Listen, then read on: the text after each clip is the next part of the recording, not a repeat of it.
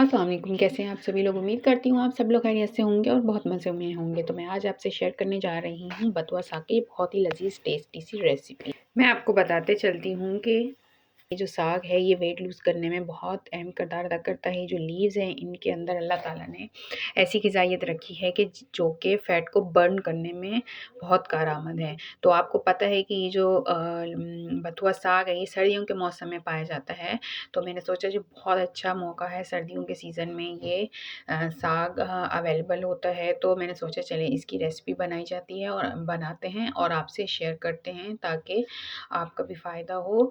तो आप नेट पे सर्च कर सकते हैं। ये बथुआ जो साग के लीव्स हैं वो बहुत ही कारआमद है वेट लूज़ में। और जो लोग सर्दियों में सोच रहे हैं कि उनको वेट लूज़ करना चाहिए तो ये रेसिपी उनके लिए परफेक्ट है।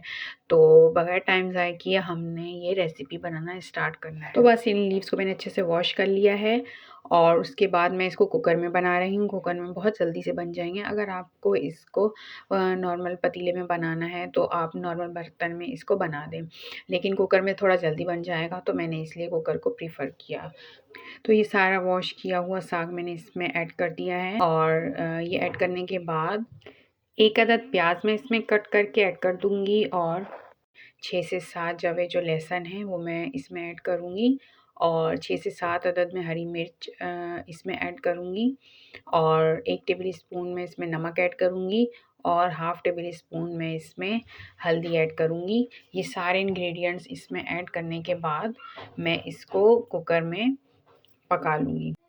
तो चलिए जब मैं इसमें थोड़ा सा पानी भी ऐड कर देती हूँ। पानी तकरीबन 2 गिलास है।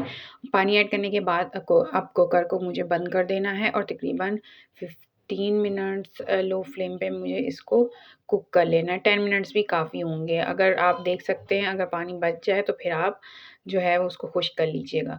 तो जब तक हम दूसरी तरफ बघार की तैयारी करते हैं, ये 2 टेबल स्पून मैंने देसी घी लिया है और इसमें मैं लहसुन 2 से 3 जवे जो थे मैंने उसको कट कर लिया है वो मैंने इसमें ऐड कर दी है और मैं इसमें अब गोल वाली जो लाल मिर्च होती है वो ऐड करूँगी और अच्छा सा इसका बघार रेडी कर लूँगी। दूसरी तरफ साग जो हमने कुकर में चढ़ाया हुआ है उसको मैंने चेक कर लिया है। 10 मिनट्स में वो डन हो गया है, उसका पानी भी खुश्क हो गया है और वो गल भी गया है। तो मैं उसको मैशर की मदद से मैश कर लूँगी या आप चाहें तो चॉपर में उसको चॉप भी कर सकते हैं। आपको उसको बहुत ज़्यादा पीसना नहीं है।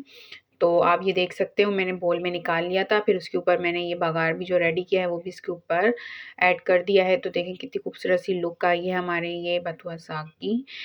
ये खाने में बहुत यमी रेसिपी है। आप ज़रूर ट्राई करना और मुझे ज़रूर फीडबैक देना कैसी लगी। अगर अच्छी लगी वीडियो तो लाइक ज़रूर कर देना, मेरे चैनल को सब्सक्राइब ज़रूर कर देना और दुआ में याद रखना। अल्लाह हाफ़िज़।